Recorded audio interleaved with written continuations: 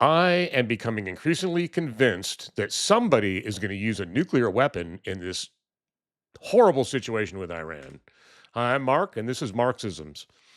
There's one thing I do know for sure, though, is that one party for certain will not be using them, and that would be Iran, because they don't have one. The other two parties have nutty leaders, and one of those parties is Israel, who is heavy handed anyway, and is known to um, be a terrorist state. They became a state using terrorism. Once they became a state, they used terrorism, and they also used false flag operations against their own people, the Americans and the British, who were their allies. It's a bad deal. So all you have to just read Anonymous Soldier. It details all the Arab terrorism too, and it talks about the Israeli terrorism as well, and the false flag operations and all the things they did. It's a pretty honest overview, and there was crap on both sides. There's no doubt about that. The only difference is the Israelis were the newcomers. The other people already lived there. So there's the difference in that. All of a sudden their country's being invaded by another people's. You'd think that Americans would understand that, especially MAGA, who feels that they're being invaded by people from Mexico and stuff, who used to actually own most of this country in the first place, that we took it from them. Good Lord. Get a clue.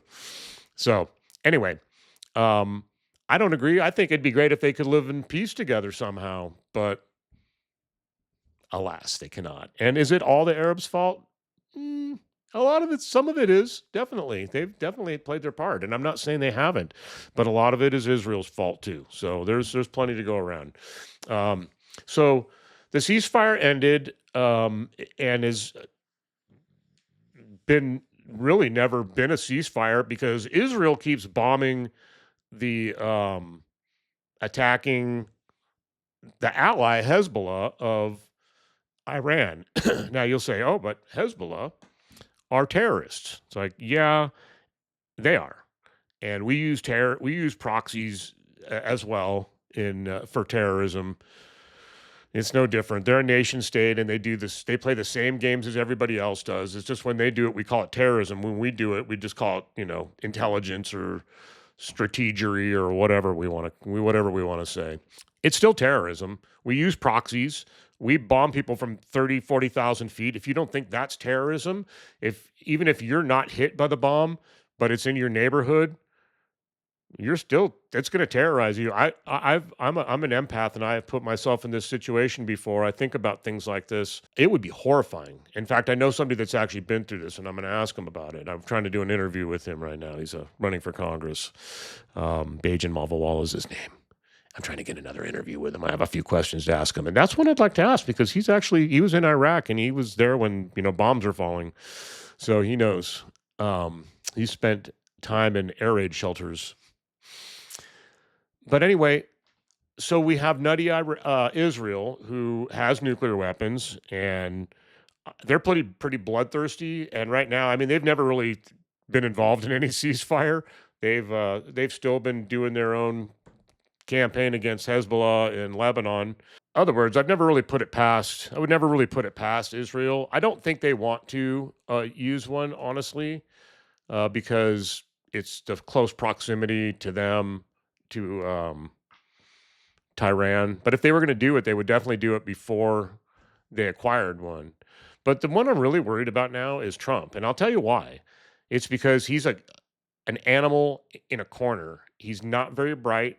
He doesn't seem to know how things work, and he's got an ego the size of a school bus.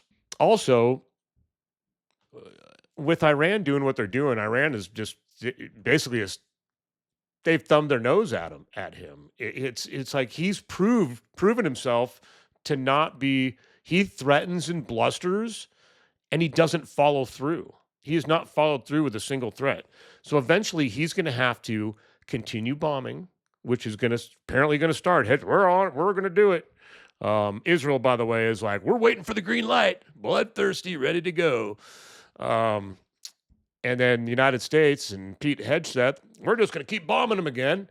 And it's like, well, we're running out of munitions, first of all. So how What are we going to bomb them with after a while? Are we going to think that 3 more days is going to do it? Didn't we think that in the beginning? That didn't work out. 3 more days ain't going to do it. 3 more weeks isn't going to do it. 3 more months isn't going to do it, to be honest with you. We're going to have to put boots on the ground. And guess what? That isn't going to do it either.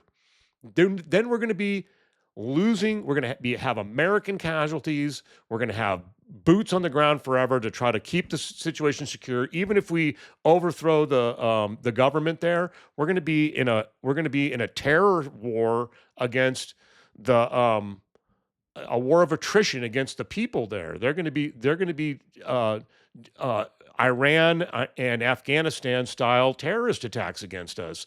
If you think it's not going to be like it was in Iraq, think again, because that was the Shiites. A lot of that was the going on there was the Shiites, and it was influenced by Iran. You think it's not going to happen within Iran? It is. It is not going to be good. Taking places like Karg Island, we've already talked about that. That's going to do what? It's going to put our troops in harm's way, and it's not going to take over Iran. It's not going to change anything. It's going to cripple them, as far as oil goes, to be more colonialism on our part. We should just be trying to make friends with them and trying to just literally get everybody at the table and just go, look, this kind of nonsense has gone on long enough. We need to have a situation where people on this planet need to kind of get together and decide. It's like, okay, we need to just leave other people alone. I don't know. Is that ever going to happen? Do we have so much greed and so much narcissism in this world that I know narcissism's on the rise in this country? It's just unbelievable. But it's scary. So I think that there aren't any options other than just walking away, like was what we should do. We should just say, you know what, we made a mistake, and let's go back to where things were. But can we now? I mean, we. I think Iran is willing to negotiate. They're just not willing to give everything up, especially after what's gone on. I mean, especially since they're not losing. Okay, they've been defeated. They've been defeated militarily. So what? We have air superiority. We also have sunk most of their navy. We've also destroyed a lot of their nuclear and bases and airfields and stuff like that. But guess what? They still have the Strait of Hormuz shut. There's still no oil going through it, and they still haven't surrendered in any way. And they're still holding things up. And they're dictating what goes on in the Strait of Hormuz, not Trump and not Israel. Iran is. This is a complete failure on the part of Trump. And I think he's running out of choices. And that's why I think he's going to do something desperate. And I do hope I'm wrong. All right, this is a special add-on to the video I just did because there's breaking news on this subject. And this is from Jesse Waters on Fox News. They're launching, the United States is launching Operation Project Freedom in the Strait of Hormuz to open the Strait of Hormuz. And without further ado, there's also a general on here. Let's check this out. Jesse Waters, folks, on Fox News. We know him as the very honest man. Fox News Alert, Central Command has just initiated Operation Project Freedom. The mission, unblock the strait.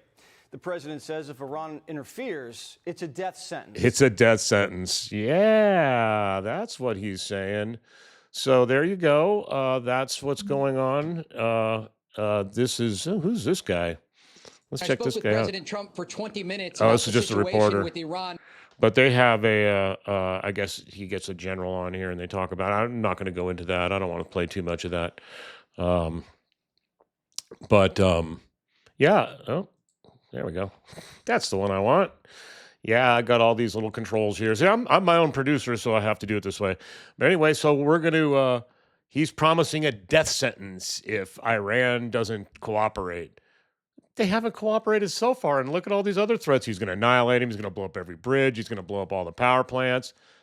He hasn't really done that. He's done a few of those, but he's just really not backed up what he's had to say. So, but that's it. So they're launching this operation to open the strait. I don't know what it's going to entail. Dropping more smart bombs. I don't imagine that the Iranians are going to sit back and not launch drones and ballistic missiles and all kinds of things at them. We're just going to have to see what happens. I don't think it's going to go well. So far, nothing else has. We'll see. This is the next phase. This is getting old, though. Got to tell you, we need to get back to a peaceful setting here. We need to get rid of this guy. Unfortunately, the Supreme Court is making that more difficult. Peace. Videos. Have a good day.